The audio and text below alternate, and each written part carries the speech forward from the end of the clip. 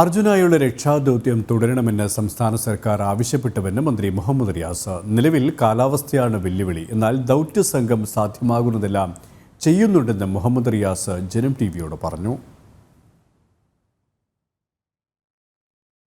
ഷിരൂരിൽ രക്ഷാദൗത്യം പുരോഗമിക്കുമ്പോൾ മന്ത്രി മുഹമ്മദ് റിയാസും ഷിരൂരിലേക്ക് എത്തിയിട്ടുണ്ട്. അദ്ദേഹം ഇപ്പോൾ നമ്മൾ ജനം ടിവിയോടൊപ്പം ചേരുകയാണ്.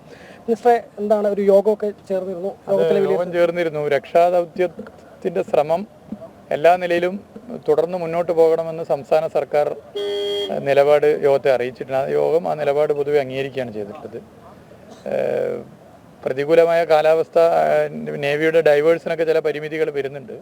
എന്നാൽ കാലാവസ്ഥ അനുകൂലമായാൽ രക്ഷാദൗത്യവും മറ്റും തുടരാനും നിലവിലുള്ള പരിമിതിയിൽ നിന്നുകൊണ്ട് ചെയ്യാൻ സാധിക്കുന്ന കാര്യങ്ങൾ ചെയ്യാനുമാണ് പൊതുവെ യോഗം തീരുമാനിച്ചത്. ഡ്രോൺ പരിശോധനയിൽ 3 സ്ഥലങ്ങൾ കണ്ടെത്തി, നല്ല ശക്തമായ ഭാഗമാണെന്ന് പറയുന്നുണ്ട്.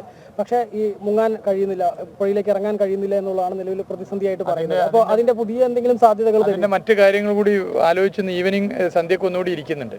ഇരിക്കുന്നുണ്ട്, പുതിയ സാധ്യതകളും പരിശോധിക്കുമെന്നുള്ളത്. സന്ധ്യക്ക് ഒന്നുകൂടി ഇരിക്കുമ്പോൾ അതിന്റെ മറ്റ് സാധ്യത കൂടി പരിശോധിക്കും. സർക്കാരിനെ സംബന്ധിച്ചിടത്തോളം എല്ലാ തരത്തിലുള്ള ശ്രമങ്ങൾ ഇപ്പോൾ പുരോഗമിച്ചുകൊണ്ടിരിക്കുകയാണെന്നുള്ളത്. എല്ലാ നിലയിലും ഞങ്ങൾ സ്റ്റേറ്റ് ഗവൺമെന്റ് എന്ന നിലയിൽ കേരളത്തിലെ സർക്കാർ തുടക്കം മുതൽ ഇടപെട്ടുകൊണ്ടിരിക്കുന്നുണ്ട്, ഇനി ഇടപെടുകയും ചെയ്യും. മിനിസ്റ്റർ ഇപ്പോൾ ഇവിടെ ക്യാമ്പ് ചെയ്ത് ഏതായാലും മിനിസ്റ്റർ മുഹമ്മദ് റിയാസ് അദ്ദേഹമാണ് ഇപ്പോൾ പ്രതികരിച്ചത്. എല്ലാ വിധത്തിലും സാധ്യമായതെല്ലാം ഈ അർജുൻ്റെ രക്ഷാദൗത്യത്തിന് വേണ്ടി ചെയ്യുന്നുണ്ട് എന്നുള്ളതാണ്. ഇന്നിപ്പോൾ വൈകുന്നേരം വീണ്ടും യോഗം ചേരുന്നുണ്ട് എന്നുള്ളതാണ്. അതിനുശേഷം നാളെ മന്ത്രി എ കെ ശശീന്ദ്രൻ ഉൾപ്പെടെ സംഭവ സ്ഥലത്തേക്ക് എത്തുന്നുണ്ട്. ഏതായാലും അർജുനായുള്ള രക്ഷാദൗത്യം പുരോഗമിക്കുമ്പോൾ പുതിയ രീതികൾ ഉൾപ്പെടെ അവലംബിച്ചുകൊണ്ടുള്ള തിരച്ചിൽ തുടരാനുള്ള ശ്രമങ്ങളാണ് ഇപ്പോൾ ഷിരൂരിൽ പുരോഗമിച്ചുകൊണ്ടിരിക്കുന്നത്.